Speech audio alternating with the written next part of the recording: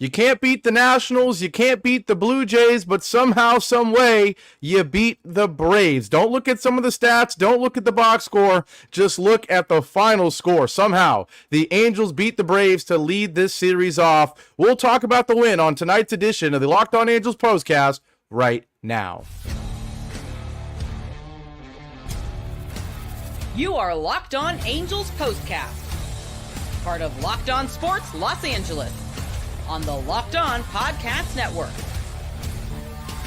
Your team every day. Hello, Halo Nation. Hello, Halo hopefuls, and most importantly, hello, Postcast people, and welcome to the latest edition of the Locked On Angels Postcast, coming at you live, as always, after every single Angels game here on the Locked On Sports Los Angeles YouTube channel, and after the fact, wherever you get the Locked On Angels podcast feed. If you don't know who I am, I'm Gavin Carlson. I spent the last 4 years as a credentialed journalist in the LA area, and I am now, of course, a part of the Locked On Podcast Network, where it's your team every day, and our team is the Angels, and our team, the Angels, boy, they've been struggling. They just got swept. They lost 2 of 3 in DC. And let's be honest, they were not phenomenal tonight. But somehow, some way, they won. They beat the Braves, a much better team than them, who probably played better than the Angels tonight. But a couple big swings. Logan O'Hoppe, he has a pulse. Mickey Moniak comes through as well. And the bullpen. We got to give the bullpen a whole lot of credit. How many times have I said that this pitching staff has exceeded expectations? They did it again tonight. Soriano only goes 3 1/3, but the bullpen shuts the door the rest of the way. No earned runs through all those remaining innings. Shout out to everybody in here as always. Should be a fun show. We actually get to talk about a win, an exciting one, a crazy one. I call it head scratching above all else because, boy, there were so many weird things that happened this game. If you just look at the box score and see some of the stats, it's head-scratching. If you look at the lineup coming into the game, head-scratching. If you look at, I guess Rendon getting hurt is just part of the course. But a lot of weird stuff. Jo Adell with, oh man, we'll get into that. Luckily, that's not the A story, because if we lost, I think it would have been. But before we jump into all of that, for once, Gavin's Good, Bad, and Ugly won't be the first segment, because we actually have a close, exciting game to talk about. Exciting may be a little bit of an exaggeration, but hey, it's exciting when you win. But before we jump into this one, a quick shout out to the sponsor of today's show. It is Prize Picks, the easiest and most exciting way to play daily fantasy sports. Go to prizepicks.com/LockedOnMLB and use code all lowercase LockedOnMLB for a first deposit match up to $100. And so Jose Soriano on the mound for the Angels was not great. Gave up 2 runs in the 4th inning. He was good until that point, but gets pulled in that 4th inning. From then on, the bullpen shuts the door. And that's the main story, okay? The main story. O'Hoppe, clutch 2-run home run in the bottom of the 4th inning, ties the game at 2. Nice to finally see a response. Whenever this team gives up runs early, they don't respond. For once, it wasn't a run or 2 in the 1st or 2nd inning. You wait till the 4th to give up runs, and for once, the Angels respond right away thanks to O'Hoppe. Mickey Moniak with the big game-winning RBI double that looked like it was going to be a huge bases-clearing home run. But where we start this one is in that bottom of the 6th, after that Moniak hit.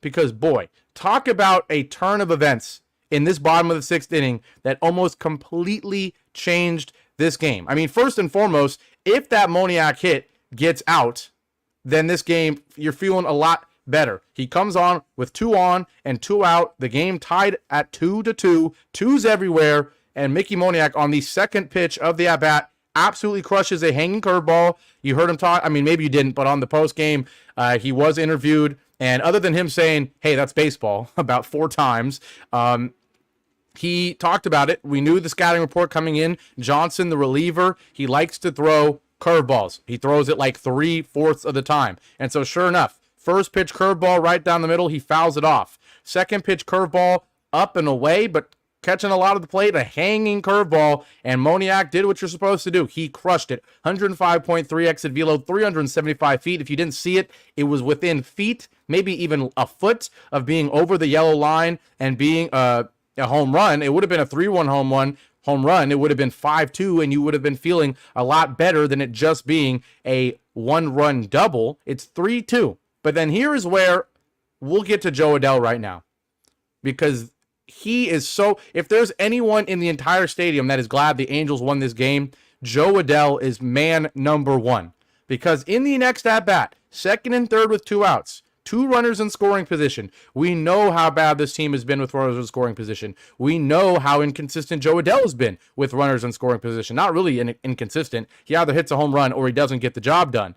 And so he comes up, he works a great at-bat. It's a full count against Johnson. He gets a fastball on the outside corner, but catching a lot of the plate.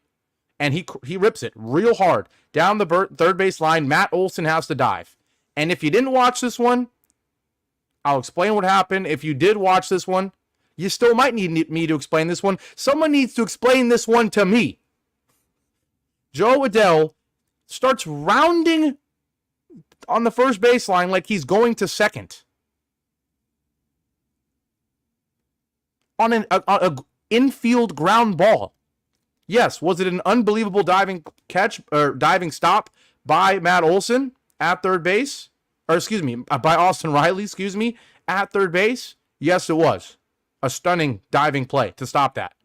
But Jo Adell, if he just runs through first base like a normal baseball player, a normal pro, a normal AAA player, AA player, a normal first grader, a normal first grade baseball player knows, you run down the line through the bag at first base. It's like the first thing you learn in the game of baseball. But Jo Adell, I don't know because I didn't see any replays other than the play right when it happened. And on the radio broadcast, they were claiming, oh, he was looking at the ball, at the ground ball get stopped, and makes it even more of a head scratcher that he saw the ball get stopped by Austin Riley and was rounding. I really hope that we hear something from Jo Adell after this game saying, I didn't see the ball. I got blinded by a light or something. I thought the ball was down the line. Because why in the world are you rounding the bag on an infield play? It made no sense, obviously, and it almost cost the Angels this game. Let's be honest. Jo Adell, if he gets to first base, the Angels are scoring at least 1 run. I mean, obviously, if Austin Riley doesn't make an unbelievable stop, that's 2 runs and it is 5-2. The same way if Mickey Moniak's hit goes over the yellow line, it's 5-2. But still, it stays 3-2 because of a bone-headed Jo Adell, what are you doing, base running situation. And then things get interesting because the bullpen, while it was, ends up having a scoreless outing, there was quite a lot of traffic. Okay, quite a lot of traffic. And obviously, the coaching decision of this game and the pitch of this game comes from Ben Joyce and Ron Washington. Matt Moore comes in and infuriates all of us right away with a leadoff in the top of the 8th, a leadoff 4-pitch walk. What are you doing, man? It's like Hunter Strickland. These are veterans. How in the world is it a 4-pitch walk? Just throw a strike, man. Please. 4-pitch walk, then a pop-up, but then a single. And it's first and second, 1 out, and Ron Washington says, I've had it. I'm going to Ben Joyce right now for a 5-out save. 5-out save. And at this point, I don't blame him because the bullpen was good in that they didn't give up any runs. But like I said, a whole lot of traffic. Contreras gives you 1 inning, gives up 1 hit and a walk, but gets out of it. Burke comes in, walks 2 guys, but also strikes out 2 guys in his inning and 2/3. Strickland gives up 2 hits, right? And then Matt Moore gives up that hit and walk. So a whole lot of traffic on the bases all night from the bullpen, but every time they survived. And no greater case of survival than Ben Joyce coming in and immediately, in just 2 pitches, forcing a ground ball double play from Whit Merrifield, forces the double play, gets out of the bottom of the 8th, keeps the Angels up 3-2, and then in the 9th, he was pretty darn good. He gave up 1 single to Marcell Ozuna on kind of a little fluky blooper, but other than that, 1, 2, 3, looked good, gets his second career save. First career save was a 4-out save. Second career save is a 5-out save. So Ben Joyce, pretty soon we're going to get a 6-out save from him. Pretty soon they're just going to ask him to pitch whenever it gets close at this point because he's becoming the only reliever we can rely on every time. But moral of the story, could have been a huge turning point in that 6th inning. both with Mickey Moniak's ball just barely not being a home run, and then Jo Adell with one of the worst base running mistakes I've ever seen in my life. Kept it at 3-2, and the Angels could have easily thrown this one away. But give the bullpen a lot of credit. They were great. They were great. They were great. And people sometimes are questioning me when I say that this pitching staff has exceeded expectations. Another game where less than 5 runs are allowed. If the Angels score 5, they're guaranteed to win. But now they're winning multiple games now lately where you score 3 runs and win. Right? Let's not forget, in the Nats series, the pitching staff gives up 3 runs, 5 runs, and 4 runs, and yet you lose 2 of the 3. And then the Blue Jay series, you give up 4 runs in the first game and lose, and then the other 2 games are blowouts. I mean, even the Mets series, the staff gives up 5 runs, 4 runs, and 2 runs. Pretty darn good. The Yankees series, you give up 5 runs, 2 runs, and 4 runs. I mean, a lot of... it's 2, 3, 4, 5. That's kind of what this team is giving up every game. And so we know the pitching staff has been doing their job. And I say we know, but some people like to say I'm crazy for saying this team has exceeded expectations. They have done so. So shout out, or the pitching staff has exceeded expectations. So we'll take our first break. When we come back, we'll talk a little bit more about Jose Soriano because he kind of was wild, short leash, but he was okay. Gives up that 2-run 4th inning. That was all she wrote for him. We'll talk a little bit more about the hitting. Taylor Ward, someone read my mind. The number 2 pencil bat, that was interesting. Ohapi, obviously, Moniak as well. We'll talk a little bit more about the hitting. And then, you guys are reading my mind. Fun Alex just said it too. We got to talk about some of the DFAs. New looking lineup. Had me head scratching a little bit. Not necessarily the DFA decisions, but just what the lineup looked like tonight. And also Anthony Rendon gets hurt again. I mean, that's just a usual thing with the Angels. But we'll talk about all of that after our first and second break on the Locked On Angels podcast, or postcast. Look at me, the Locked On Angels postcast. Now, today's show is brought to you by what is quickly becoming one of the favorite sponsors on the postcast. Partially because it's a meme, partially because it's great. Liquid IV. When you're taking in America's pastime, don't forget to hydrate with Liquid IV's Popsicle Firecracker flavor. A surefire summer hit. Get hydrated with electrolytes, essential vitamins, and clinically tested nutrients from the #1 powdered hydration brand in America, because baseball and summer go together like Liquid IV and indulgent hydration. I've got my hydro flask here, and guess what's in it? Okay, I went to the gym today, and I had a run today, so guess what's in this? Of course, there's water, but not just water. There's Liquid IV. Why? Because when you tear, pour, you live more. 1 stick plus 16 ounces of water, it hydrates better than water alone. It's powered by LIV Hydroscience, an optimized ratio of electrolytes, essential vitamins, and clinically tested nutrients that turn ordinary water into extraordinary hydration. 3 times the electrolytes of the leading sports drink, 8 essential vitamins and nutrients, always non-GMO, vegan, gluten-free, dairy-free, and soy-free. So, no more thirsty summers when you indulge in hydration with Liquid IV. Get 20% off your first order of Liquid IV when you go to liquidiv.com and use code MLB at checkout. That's 20% off your first order when you shop Better Hydration today using promo code MLB at liquidiv.com.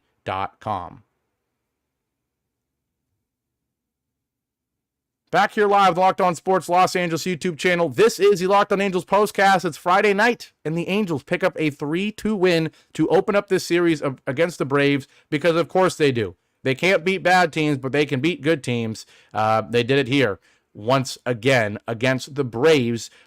We'll jump in now to the segment that, like I said yesterday, or I guess not yesterday, like I said 2 days ago, the last postcast, when there's not an exciting close game, when there's not a turning point like there was in this game, or an almost turning point in the 6th inning, Gavin's good, bad, and ugly is the first segment. For once, we had an exciting ending, a close game, so I had to talk about that. So now segment 2 is Gavin's good, bad, and ugly. We already did a little sneak peek for Gavin's good, bad, and ugly. The good being the bullpen, first and foremost, was good. We already gave them all their credit. Everybody came through. What else was good for the Angels tonight? A couple hitters, not a ton, just 6 hits, and 13 strikeouts. It really doesn't make sense that the Angels won this game. You strike out 13 times, and on the other end, you give up 7 walks.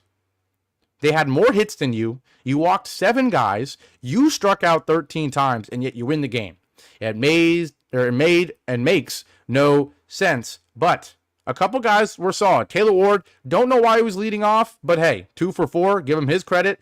Nolan Schanuel, not amazing, but 1 for 3. He also had a walk. 2 runs, though, for him. And Logan O'Hoppe, of course, the 2-run home run in the 4th inning to tie the game at 2. Thank goodness, because it was rough otherwise. It was rough. Nolan Schanuel starting off the bottom of the 4th with a leadoff double before Kavadas struck out, and then O'Hoppe had the 2-run homer. So the good is O'Hoppe, really just one swing, but we'll take it with how bad he's been. Taylor Ward, Nolan Schanuel a little bit. Mickey Moniak, obviously, the 2-out 2-bagger for an RBI. Great as well. So that's the good. What's the bad? Well, in my opinion, the bad coming in was the lineup. I didn't get it. Not only is Schanuel hitting 3rd and Taylor Ward hitting 1st, it worked out, I guess. So this is a pregame bad that ends up being a good. But I was confused by the line. But the most confusing thing of all, Kavadas makes his MLB debut in the cleanup spot. And we heard the stat, maybe you didn't, but I did. The only other time an Angels rookie has ever made his debut at the cleanup spot was Tim Salmon in the 90s. No offense to Kavadas, I don't think he's going to be Tim Salmon. And it was kind of a head scratcher, and he didn't have a good game. 0 for 3. He did have a walk, get on base for the first time in his career, but 2 strikeouts as well. So he wasn't great. A lot of strikeouts, like I was saying. My boy Stefanik, not good tonight. 0 for 3 with 3 strikeouts. Zach Neto, 0 for 4 with 3 strikeouts. O'Hoppe, other than the home run, he had 2 strikeouts. So, the bad is kind of the Angels lineup still wasn't great, right? The other bads were Jo Adell on the bases. And the other bad, unfortunately, and maybe this is harsh, but it's Jose Soriano.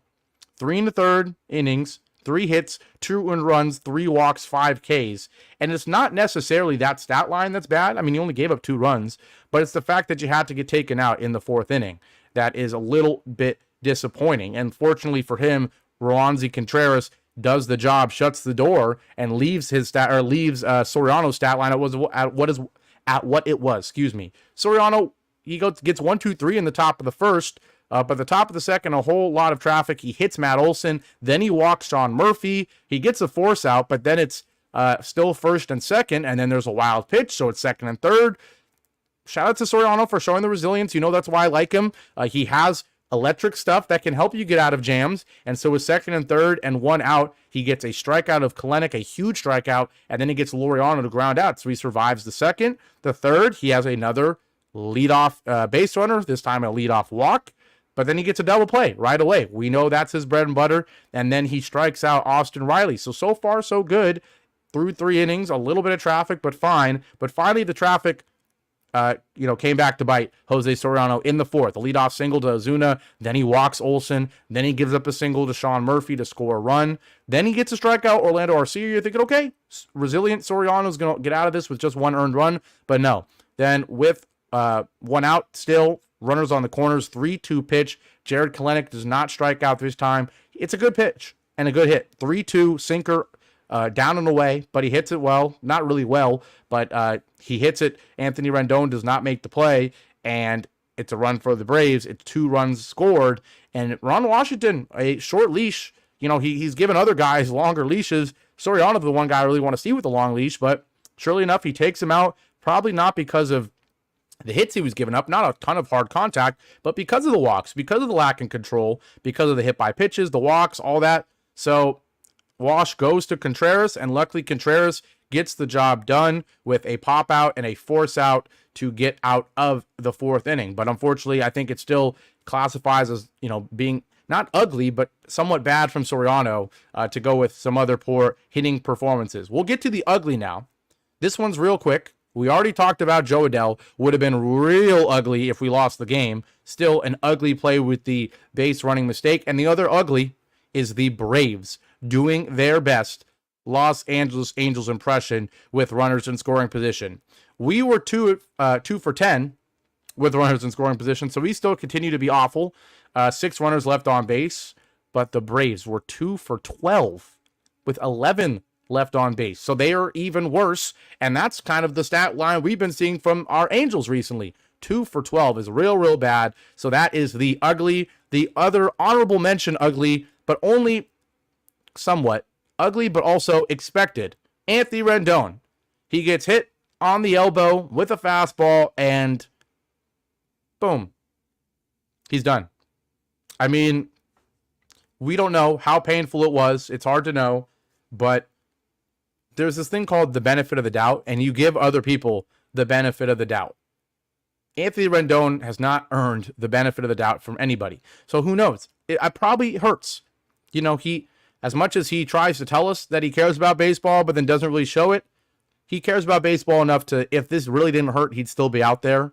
But still, it doesn't help his case that once again, he finds a way to leave this one. So I'm not going to rip into him. There's certainly plenty of things you can rip into Anthony Rendon for. The real question is how long this lasts. You know, players exit games when they get hit by pitches all the time. But if he misses a week, if he goes on the IL because of it, then we're going to have a serious conversation once again about Rendon not playing baseball for the Angels. When we come back, we'll read your comments as always to cap off this victorious Friday night postcast. A lot of comments, love to see it. Some questions about Reed Detmers. Apparently he had a good outing. I know there's been a lot of talk about Christian Moore. We'll talk about the DFA situation as well. A lot of guys sent down and called up, including kind of a really questionable one in my opinion. We'll get to all of that after our last break here on the Locked On Angels Postcast. Now, finally, today's show is brought to you by Prize Picks. Now, why do I love Prize Picks? Why? And why do 5 million more than 5 million active members also love Prize Picks? Because it's the easiest and most exciting way to play daily fantasy sports. Unlike other apps where you're competing against all these people with, strategy and regressions and statistical models and analytics and AI and all that jazz. No. On Prize Picks, it's just you against the numbers. It takes 60 seconds, sometimes 30 seconds to make a lineup. And all you do is pick more or less on 2 to 6 player stat projections and watch the winnings roll in. Why do I love Prize Picks? In addition to it being easy, they give you great promotions. Sometimes if it's fun, but it doesn't work out, or you're on a cold streak or something, even if it is fun, maybe you want to, be conservative with your money and not, no. On Prize Picks, you get promotions, so it's worth it. First off, you can win up to 100 times your money with as little as 4 correct picks and turn 10 into 1,000, but they also have promotions. On Tuesdays, they lower select player stat projections to help your lineup hit, and on Fridays, if you have a losing lineup, you get your entry fees back. How can you not love that? So, download the Prize Picks app today and use code LOCKEDONMLB for a first deposit match up to $100. That's code LOCKEDONMLB on Prize Picks for a first deposit match up to $100. Prize Picks, pick more, pick less. It's what? It's that easy. Back here live on the Locked On Sports Los Angeles YouTube channel. This is the Locked On Angels Postcast. I'm Gavin Carlson. The Angels win 3-2. We love to see it. We really do. Maybe you didn't deserve it. You struck out 13 times, you walked 7 guys, and you went 2 for 10 with runners in scoring position. But you won because the Braves went 2 for 12 with runners in scoring position. Couldn't take advantage of all those walks, hit into a couple costly double plays, the most costly being the Ben Joyce forced double play in the bottom of the 8th inning to get out of a jam and protect a lead. But kind of a crazy game, crazy one to win. We will take it. We're going to dive into your comments in a second. We got to talk about some of the DFA news. And yes, Craig read my mind about what I was going to quickly promo tomorrow. The Rams Postcast, the Locked On Rams Postcast. I'll be hosting it tomorrow evening. The Rams taking on the Chargers. So there'll be 2 postcasts on the Locked On Sports Los Angeles YouTube channel. Pete has got the Chargers all season, including tomorrow. I've got the Rams all season, including tomorrow. So that should be fun. But let's talk a little bit about, the DFA decision. And also, let me know in the comments if you'll be there tomorrow. Hoping to see a lot of you guys there. The DFA decision's kind of interesting to me. Willie Calhoun? Let me know your thoughts. Because Willie Calhoun, he's been good. He hasn't been great. He hasn't been terrible. But I thought that was harsh. I really did. And I feel like it's still kind of a need. It's a guy that he's a big hitting lefty. We don't have many of those. We have Mickey Moniak hits lefty, but I wouldn't call him a slugger. Kind of a double at best type of guy. He does have a couple home runs, of course. He finds the gaps every once in a while, but still say more of a contact lefty. I mean, but other than that, there's not a ton of big lefty production. Nolan Schanuel is a base hit guy, and he's pretty good at it, but he's a base hit guy. But other than that, not a lot of lefty bats. Taylor Ward, Zach Neto, O'Hoppe, Rendon, Adell, Stefanik, all these guys are righties. So, create a little interesting to me that you send down Willie Calhoun and Luis Guillermo. Now, I know a lot of people were clamoring for Guillermo to get sent down, and hitting-wise, he has not been great. We know that. Fielding-wise, he'd been above average. He did have a really bad mistake that costed the game, but hitting-wise, not great, obviously. He hit 218, he had 6 RBIs, 27 hits, no home runs in 124 at-bats. Let me look real quick, give you the Willie Calhoun stat line. He better than Luis Guillermo, certainly. 245, which on this team is not bad at all. It's kind of above average for this team. I mean, just look at the lineup tonight. Ward, 237. Neto, 264. Really been the best hitter on the team. Schanuel, 244. O'Hoppe, 256. Rendon, 235. Drury, 161. Adell, 201. Moniak, 224. Stefanik, 269. Cavadas, obviously, 0 so far. So, Willie Calhoun, one of the better hitters on the team. And so I get it. Easton, this is certainly their thought process. They just thought Cavadas would do the same thing, and he's younger. Yes, of course, you want to see the young guy make his debut and hopefully turn into something. He's 25 years old. He's a former 11th round pick. Obviously, no major league experience until tonight. Yes, he's younger. Maybe he can be Wally Calhoun as a younger player with some promise, maybe. But I just don't think it's really that fair to Willie Calhoun. I don't think he was amazing this year, but I think I would have liked to see him a little bit longer. I certainly understand the Guillermo decision, but I don't know. We'll see. Cavadas certainly didn't make us feel good about the decision tonight. Hopefully he can turn it around. Of course, we're prioritizing the future, but I just feel like you still want to be fair, and I don't think it might be the most fair thing to send Willie Calhoun down at this point. But that's what happened. Obviously, Cavadas comes up in the transaction decision. We'll see if he can become something. Also, Jack Lopez, the shortstop, comes up because Guillermo was really kind of the backup shortstop for this team. So they elect to go with Jack Lopez instead. I'm fine with that. Zach Neto's going to play most nights anyways. But yeah, that's it on the DFA stuff. We'll get into your comments real quick, and then we will wrap this one up. So shout out to everybody here. As always, Jeff was saying we were going to win. Then he said I spoke too soon, but we did win. Skyler, he always has these statements. And tonight, the statement is, I have a theory. Against good teams, we show urgency, and against bad teams like the last 2 series, we show complacency. That being said, the Angels showed grit tonight. Light that baby up. Yeah, I mean, they did show some grit. I mean, there was also a lot of luck. The bullpen certainly showed grit. The lineup, not so much. You had just a couple big swings. Other than that, not much. But yes, like you said here, Moniak, Magneto, and the pitching really good. It was about the pitching. And Jaime Angel says, I was about to get upset if Ron didn't leave Joyce in. I don't think there was a question. I thought once you bring Joyce in the 8th, you're doing it for a reason. He's going to pitch in the 9th. Let's not act like Ron Washington doesn't really want to win this series. We know his connections to the Braves, and I'm sure he's about as happy as he's been in a while that this is one of the wins we get against the former team for Ron Washington.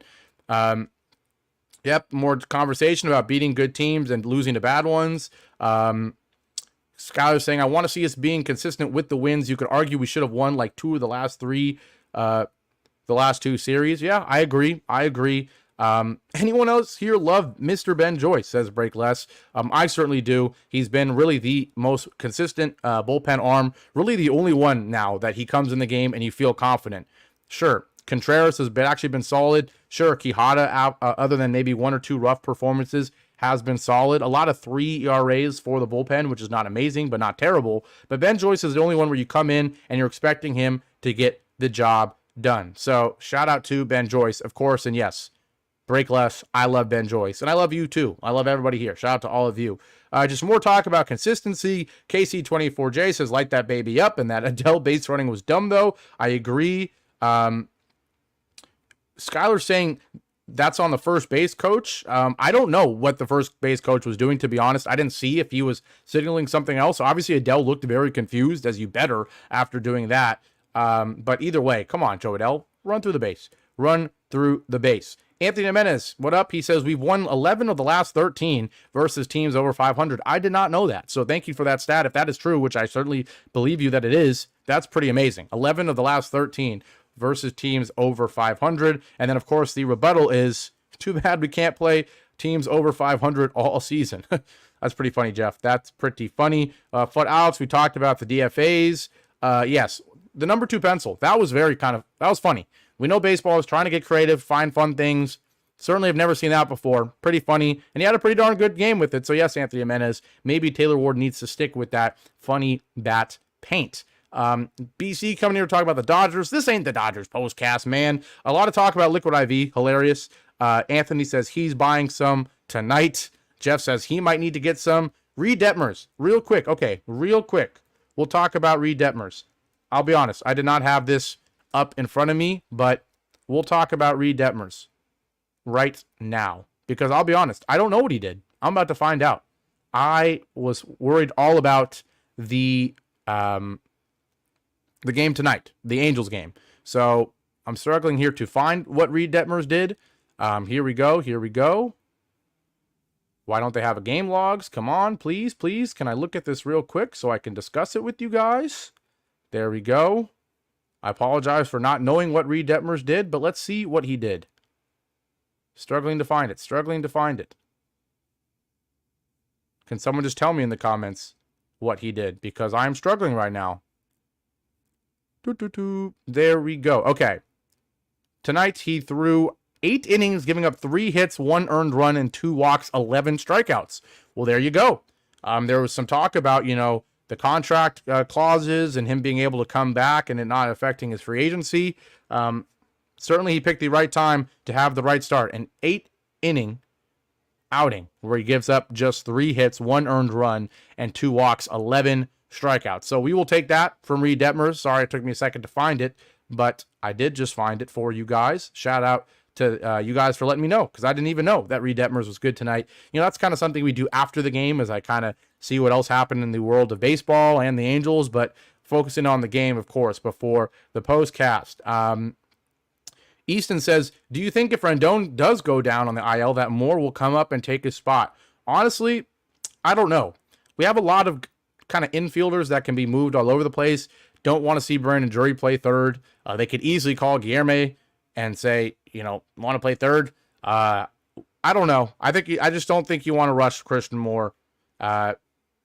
He's going to be good. He's going to be good. All signs are pointing to that right now, but you don't want to rush it. You don't want to make any mistakes with this guy's development. We know we've rushed guys up in the past and it hasn't worked out that well. We'll see though. Clearly a commitment with this Cavadas call up and an instant start at the cleanup spot. Clearly this team is finally going all in on the young guys, committing to that. So I'm sure we'll see him at one point by the end of the year, but maybe not yet. I mean, it's been so quick since the draft. He's already skyrocketing all the way up, and we want to see him in the majors. Maybe give him one more month or something. That's just me. But with all that being said, we're going to wrap this one up.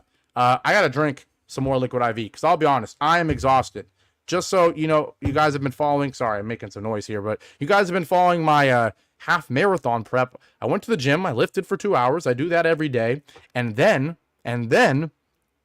I did a little running workout that ended up being around 4 miles, but included sprints and then jogs and sprints and then jogs. So I'm tired. You also know that I sweat bullets on these postcasts because it's hot in here and I don't have no AC or fans going while I'm on the mic. So I'm going to go drink some Liquid IV, get hydrated. You guys should do the same. Look at Liquid IV getting a sponsor plug even when it isn't an ad read, because it's an authentic product that I like. So with all that being said, go drink some water and enjoy your Friday night. Who knows? Maybe you'll drink something else. Hey, I'm not going to say what, but maybe you'll drink something else. Enjoy your Friday night. I'll see you back here tomorrow, twice tomorrow. Not just the Angels postcast, but the Rams postcast as well. So join me for both. Why not? Going to be a fun day on the Locked On Sports Los Angeles YouTube channel. With all that being said, I'm Gavin Carlson. Angels win 3-2 against the Braves somehow, some way. We'll take it. I'll see you back here tomorrow. And as always, go Angels. Have a great Friday night, everybody.